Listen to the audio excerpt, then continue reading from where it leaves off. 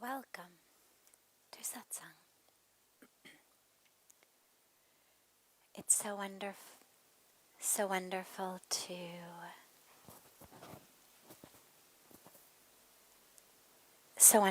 to be together with you all. And tonight, back inside, it was getting a little chilly out in the garden. I was looking at people huddling up, and getting down into jackets and hats and whatnot. And so I thought, this is what we have this beautiful room for. Let us gather inside and be a little bit warmer. And as always, we begin with one of the questions that comes in advance from our family joining us from all over the world, who send in questions online, which is a good thing to remember, by the way, if you find that after you've left, if you've got questions that you couldn't think of when you were here, or we didn't have time to get to when you're here. We do take one of those every evening at least, sometimes more than one. So feel free to send in any questions that arise later as well. You've got one already. Perfect. I'll come to you right after this one. Is it ever right to do the wrong thing? Is it ever wrong to do the right thing? Well, that implies that right and wrong rest within a thing itself, and they don't. And if I say to you, is it right or is it wrong to take a knife and thrust it into somebody's chest? What would you say? Right action or wrong action? If he is a doctor and if he is operating, There you go. There you go. That's the punchline. Exactly. If he's a doctor and he's operating or she's operating, it's obviously the right thing to do. Normally, under non-medical circumstances, taking a knife and shoving it into someone's chest is considered murder or attempted murder or assault or something very wrong. We just celebrated Gita Jayanti, the day that we celebrate the scripture of the Bhagavad Gita.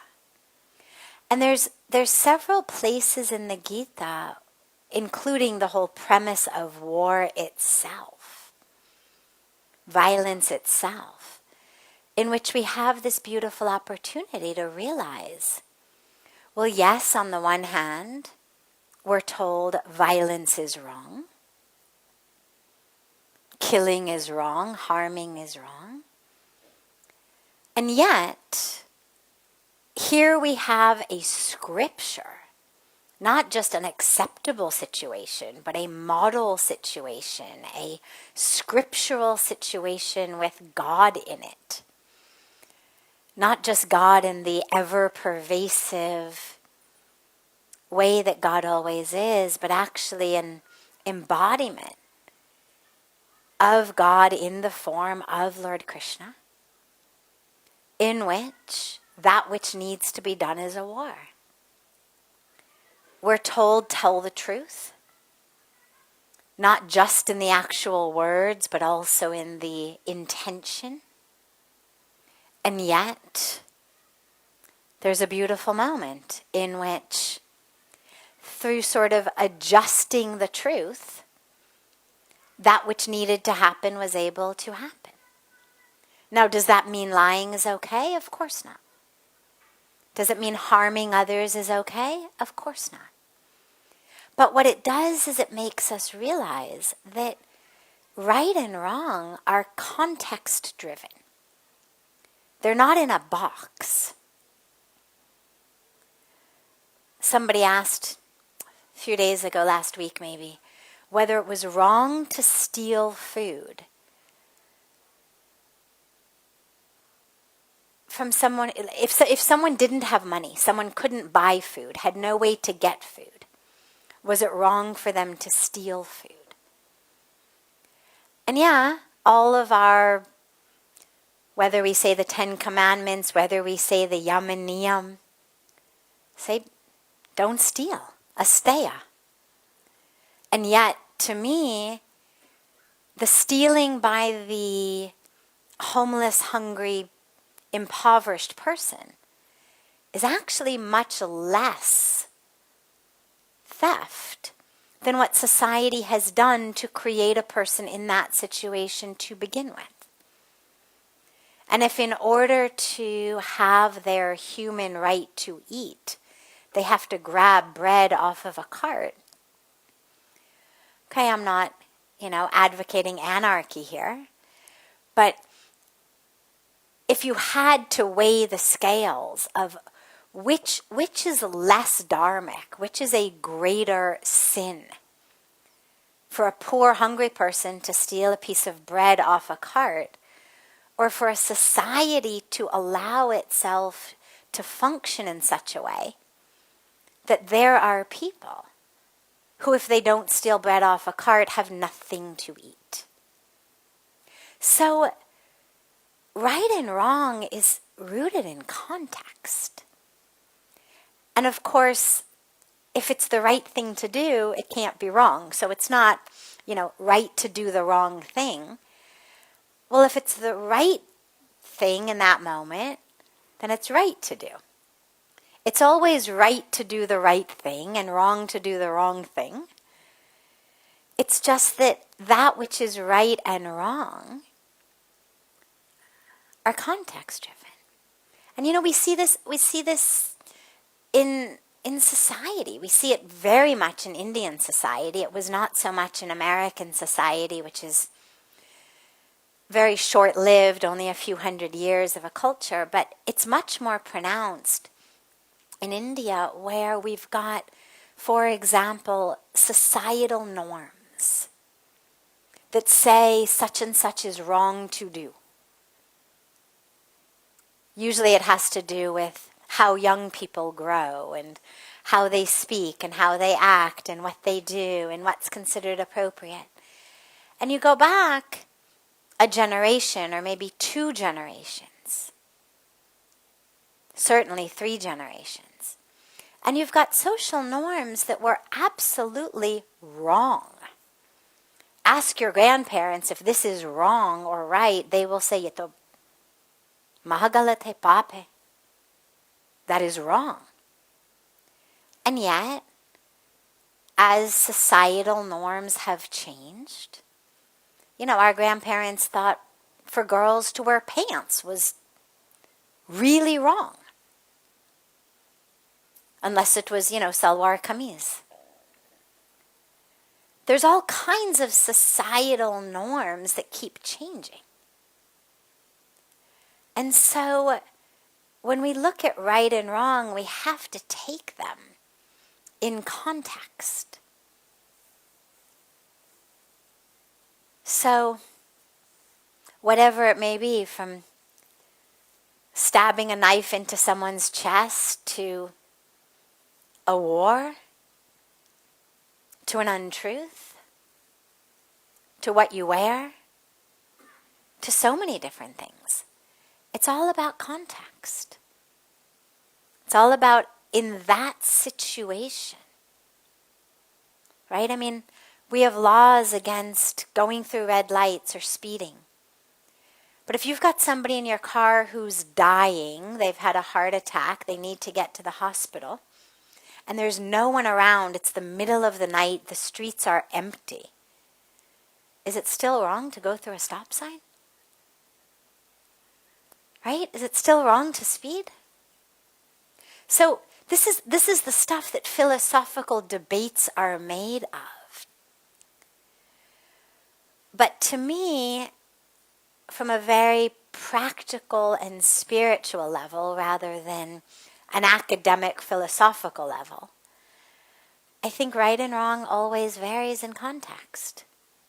I think it would be more wrong for a police officer to stop that car and waste half an hour of their time writing up a ticket than for the person to run a stop sign to get somebody to the hospital. So, if it's the right thing to do in that moment, it's right. And even if it may have been right in other moments, if it's not right in that moment, it's wrong. I mean, the truth is right, but if that truth is going to hurt someone and not benefit them in any way, then it's wrong. Bhagavan Krishna said so clearly, right? Tapas of speech is that which must be true, but also kind and beneficial. So if you've got a daughter or a son and they're going through puberty, and as their hormones change, they gain some weight or they get a bunch of pimples on their face, and they say to you, God, do I look awful? It is wrong to tell that child, oh yeah, you've got a face full of pimples, or, yeah, you've gained too much weight. It may be true, but it's neither kind nor beneficial. So even though in theory the truth is right, in that moment, kindness and compassion is so much more right than truth that serves no purpose. They've got a mirror, they know they've gained weight, they know they've got a face full of pimples.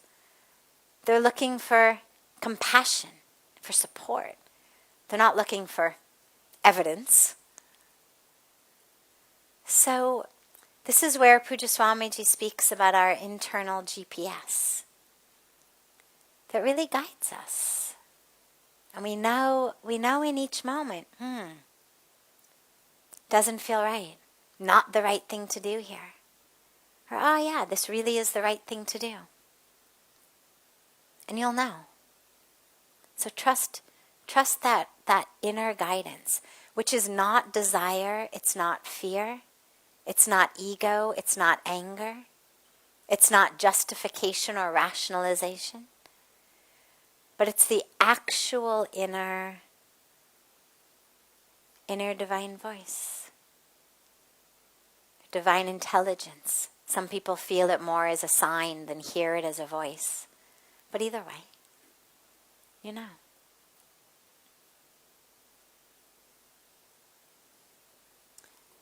And yeah, you had a question.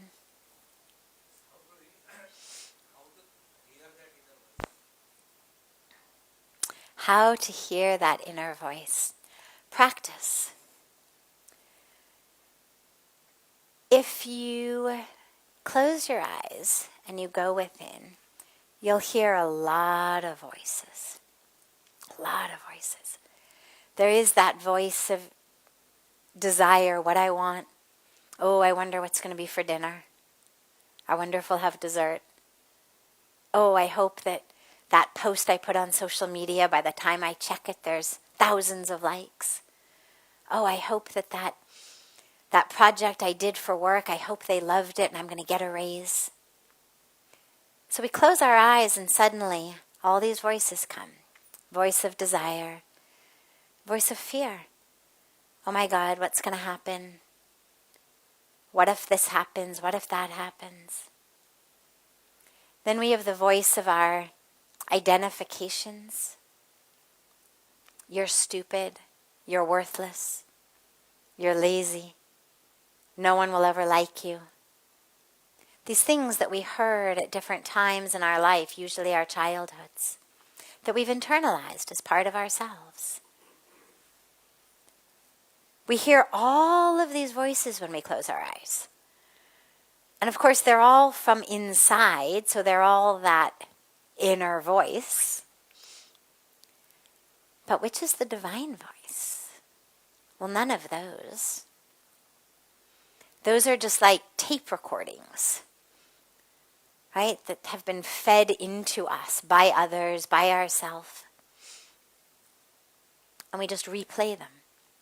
But that voice of the divine is one that if we become still enough and quiet enough And as those other voices arise, we can see them, name them, and then become free of them.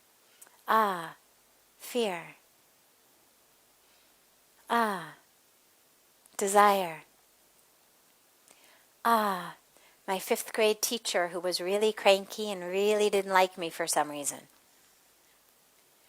Ah, my older cousin who always used to bully me. Ah, my younger cousin who was always jealous. Right? We just slowly remove those voices. We acknowledge them. See them. We're all familiar with them. It may take a moment for you to remember whose voice it is because we internalize them so much that we forget. Oh, I'm not actually worthless.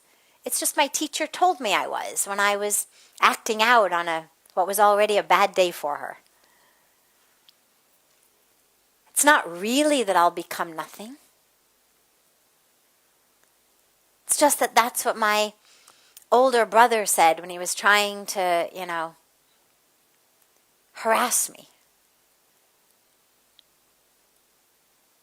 You acknowledge it, you see it, you understand where do these voices come from. And then we bow to them and we let them go. And what's left after you've seen and acknowledged and bowed on their way out to these other voices is a very still, much more subtle, doesn't seem to come from the programs of the mind, but it seems to well up from within the being. And it also doesn't always speak as a voice, as I said. These other voices are voices. You are stupid. You are worthless. You are lazy. Why did you say that? Everyone will laugh at you. What must people be thinking? Those are voices. They're loud. We hear them. They articulate well. They repeat. But that divine voice sometimes is not even actually a voice. It's just a knowing. It's just an awareness. And then we can hear it. But this is why we meditate. This is one of the reasons. Is to actually become familiar with that voice. Because otherwise, you close your eyes, there's so many inner voices. But the more you meditate, and the more you see and acknowledge and then bow as you send them on their way, these other voices, what you'll find left is that inner divine voice. And then you start listening to it, and the more you listen to it, the louder it gets. I always think in the beginning it's not quite sure we'll listen, so it's soft, or maybe it's soft for those who are subtle and disciplined enough to hear it when it's soft. But it gets louder. It gets louder. And then you start to find that you can find it kind of right away when you need it, that it's right there. But first you have to develop a relationship with it.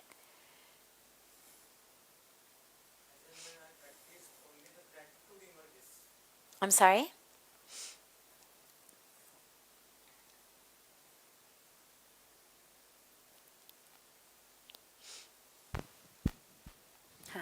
Chalu hai. As I practice, only the gratitude emerges. Beautiful. I don't have any thoughts, I don't have any Beautiful. desires. Only the gratitude emerges, and with this question I had come here to Rishikesh. I think Divine had the plan to answer my question through you, madam. Thanks a lot. Gratitude is,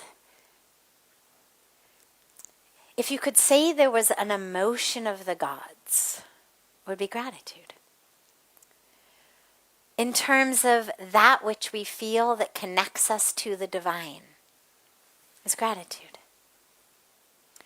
It's that experience, that feeling, that awareness, that emotion that not only connects us to God, but that also transforms our life. A lot of people think, first I'll get what I want, then I'll be grateful for it, and then I'll be happy. It seems logical. I want something. When I get it, I'll be grateful for it, then I'll be happy.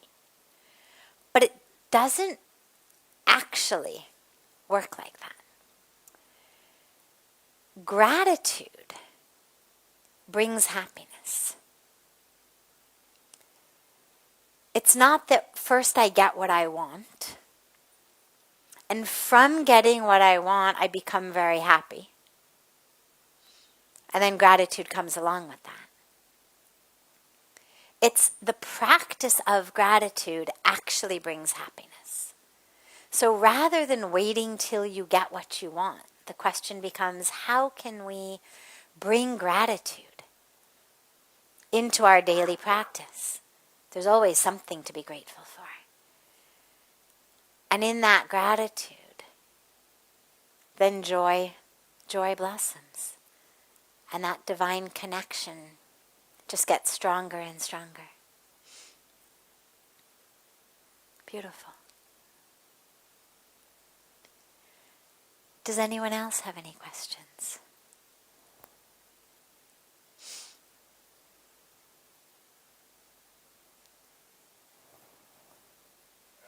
Yes. Finally.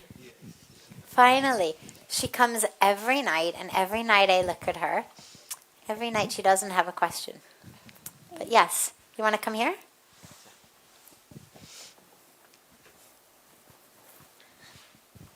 Okay.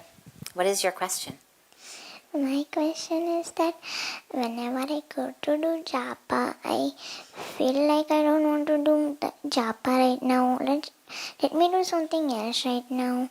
And when my mind says to do something else and not do japa. So how can I control my mind to do japa? Wow.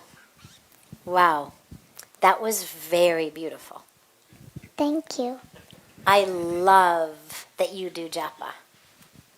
That makes me so happy. Well, when I get forced to do that time, and or else sometimes I do. Okay. So, thank you for that beautiful question.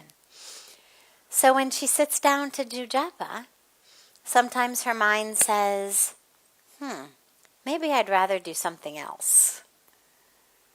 I understand that. I think that happens to everybody. That's why our meditation practice, our japa practice, that's why we call them practices. Nobody has to practice watching cartoons or going for ice cream or pizza, right? It just kind of happens automatically, right? Nobody has to practice playing, right? Do you practice playing? No, you just play, right? So we practice our spiritual practice because it is a practice. It requires a discipline. It requires a practice. When the alarm goes off early in the morning to get up and meditate, the mind says, right? Just hit the snooze button, go back to sleep. Why bother? It's a discipline. It's a discipline. Day after day it gets easier, but it's a discipline. When you sit down to meditate, mind always can think of things. Always. We've all got lists of things we've got to get done. Wake up in the morning and realize things you've got to get done. You probably don't have too much you've got to get done. Lucky for you. But the rest of us, we wake up in the morning, there's so much we have to get done. We say, Cello, I'm going to sit and meditate.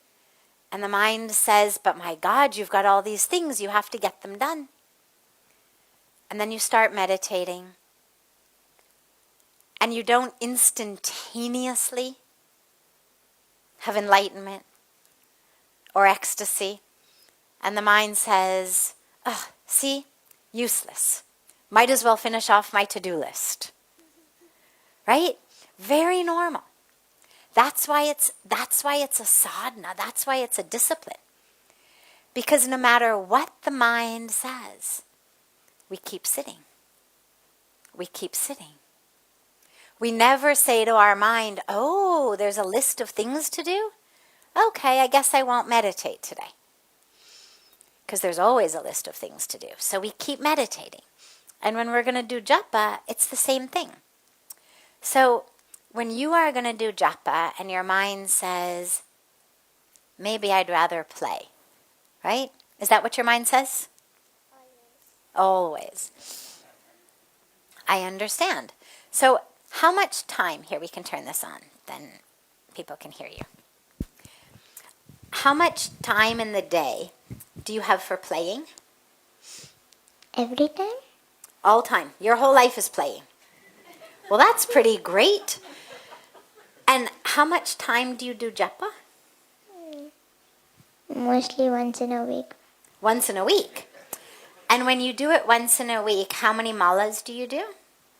Sometimes 1, sometimes 5, sometimes 4, sometimes 3. Okay. So how long does your japa take you usually? Like to do one mala, how long does that take? 10 minutes. Okay. So if you do one mala, it's 10 minutes. If you do 5 malas, that's 50 minutes. No, maybe not 15 minutes. It will take 30 minutes. Okay. You speed up as you go along.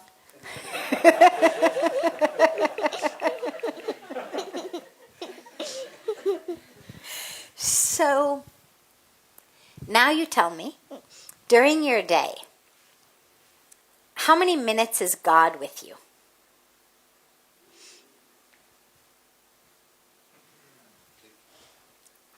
How much is God with you during your day? I don't know. I'm not asking how much you know God is with you. You may forget, but how much is God with you? Does God come and go? Show up on Thursdays? No. No. So how much is God with you? No.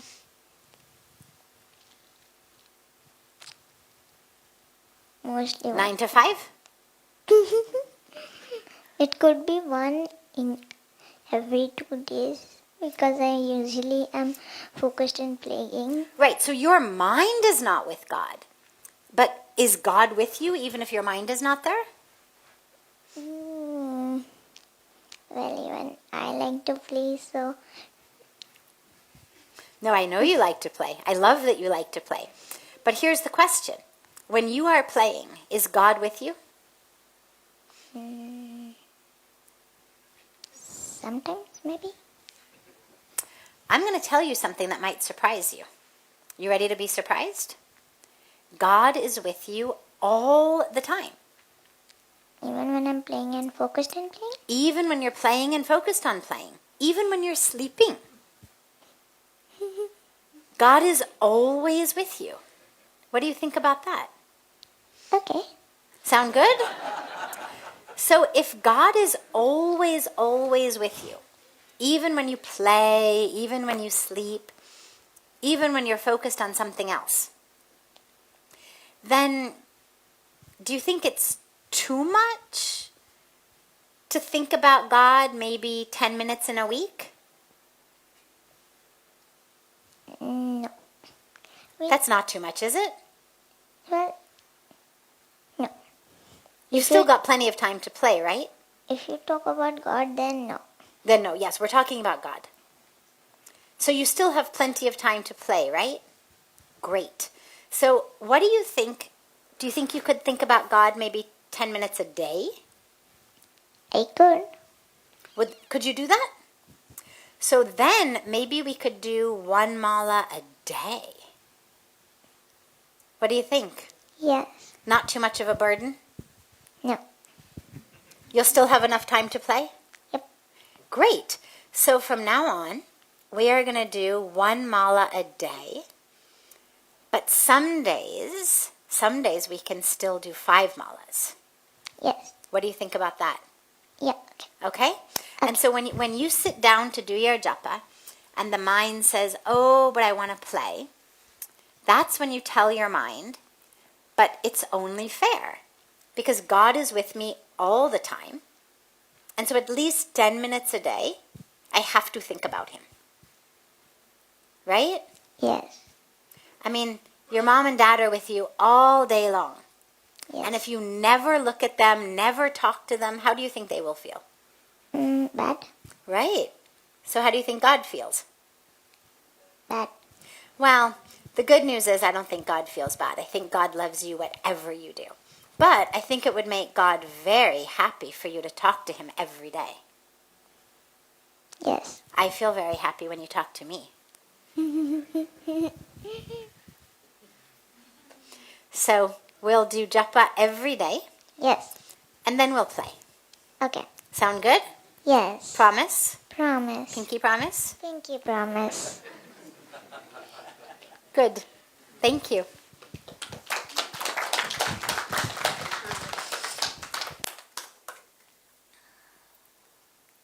Beautiful. Beautiful. Of course. Anybody else want to join her? Japa every day? Every day? If she can do it, how old are you? 7. Okay. If at 7 she can do it, I think the rest of us can do it. Raise your hand, everyone. Japa, once a day at least. Look at that. You've inspired everybody.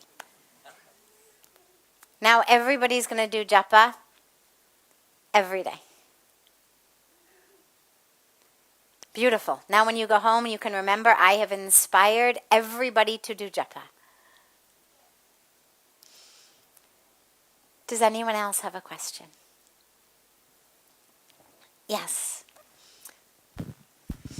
We'll take this as our last question tonight. Thank you. Sure.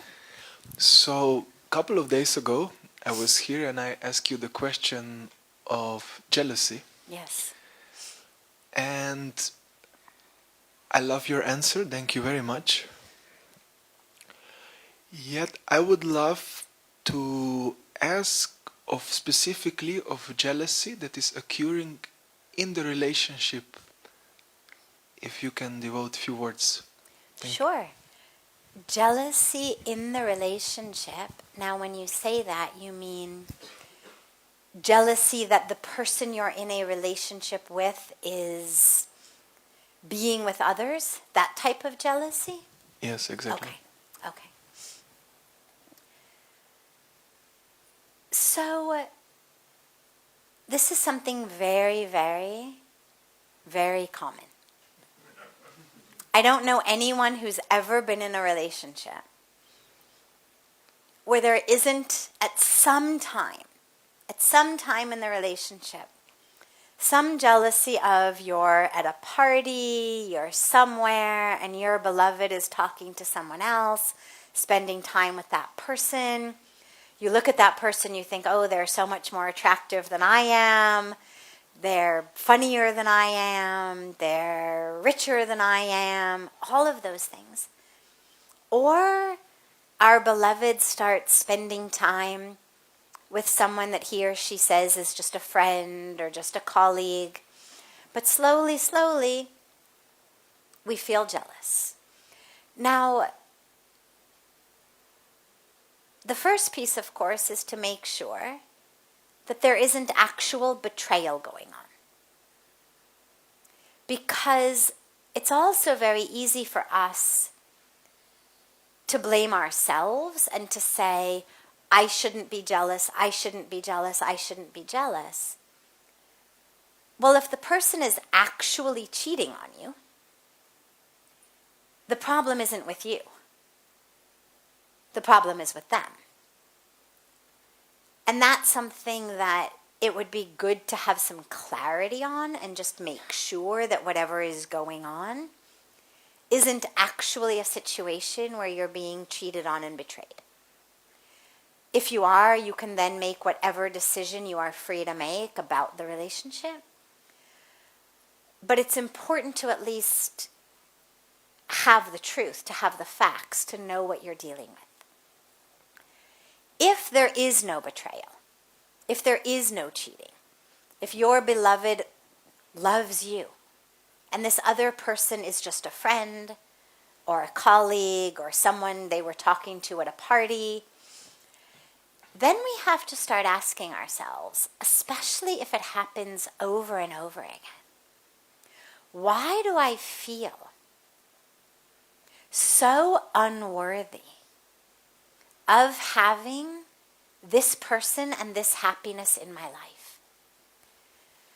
Because jealousy says, I'm going to lose this person.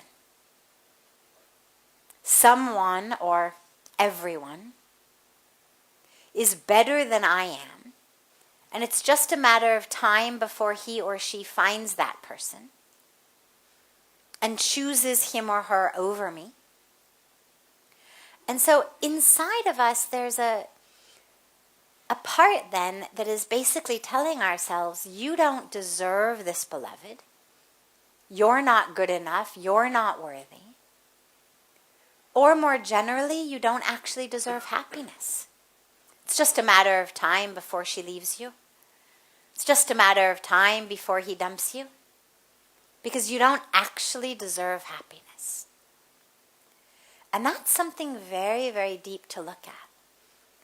Why do you feel so insecure in yourself that you're unable to know this person loves you? That you're unable to be confident in the lasting nature of that person's love, of their loyalty, of your happiness together. And that's some very deep work, but it's really important and powerful work. Because otherwise we go from one relationship to another being jealous. And of course, the behavior of the jealous person ends up in many cases being a self-fulfilling prophecy. We become so annoying and so agitated and so jealous that we actually push someone who wasn't cheating, wasn't betraying us, who loved us, but we actually push them away because of our jealousy. And so it creates that self-fulfilling prophecy. So if you find that you're jealous, the first thing to do, fact check. Because who knows, it actually could be kind of an inner sign that says there is something wrong. Something is amiss here. Fact check, find out. But when you are assured that there is nothing amiss, then dive really deeply. And make sure that you tell yourself, I have been created not just by the Creator, but of the Creator. I am worthy. I'm worthy of occupying my space on planet Earth, and the way you know that is you are still here. If you were not worthy of occupying your place on planet Earth, you wouldn't be here. You're still here. You're worthy. And beyond that, you're divine. This is why we chant Aham Brahmasmi. So hum. These very kind of mool mantras that remind us, I am one with the divine. I am the divine.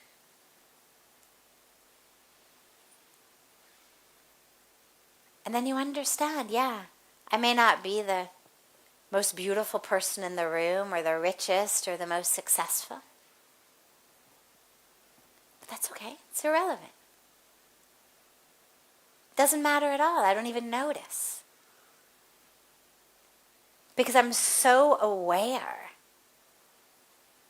of my worthiness, of my fullness, of my completeness, not because of what I do, not because of what I look like, not because of what I achieve, but simply because I am.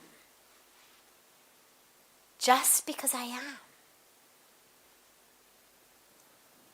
Therefore I am that. So hum. Aham Brahmasmi, I am the divine. So it would be very good for you to start working with one or both of those mantras. Either Aham Brahmasmi or Soham. To just remind yourself over and over again, I am divine. I am divine. I am that. And you'll find that it'll cure you of all thoughts of being less than, which is actually what leads to jealousy, because jealousy says, I am less than. If we're jealous in a relationship, it says, I'm less than the person you're going to leave me for. Whatever we're jealous of, it's always that saying of, I am less than. Therefore, I need this, I want that. The moment you realize you are not less than anyone or anything, then jealousy disappears.